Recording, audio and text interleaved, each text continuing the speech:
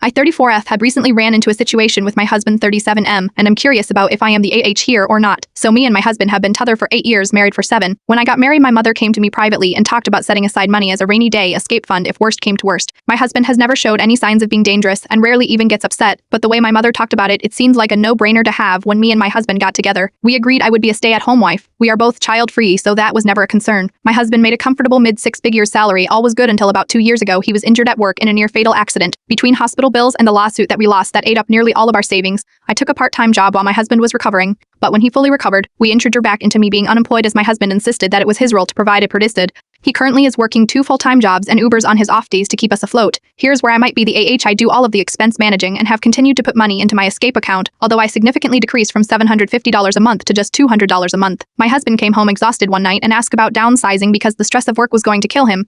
I told him downsizing would not be an option as I had spent years making our house a home and offered to go back to work. He tried to be nice, but basically told me that me going back to work wouldn't make enough. After an argument, my husband went through our finances to see where we could cut back. He was confused when he saw that I had regular reoccurring withdrawals dating back years and asked me about it. I broke down and revealed my money to him, which not sits at about $47,000. After I told him all this, he just broke down sobbing. His pove is I treated him like a predator and hid money from him for years, even when he was at his lowest. I told him that the money was a precaution I would have taken with any partner and not specific to him. He left the house to stay with his brother and said I hurt him on every possible level. But my mom says this is exactly what the money is for and should bail now. 8HH.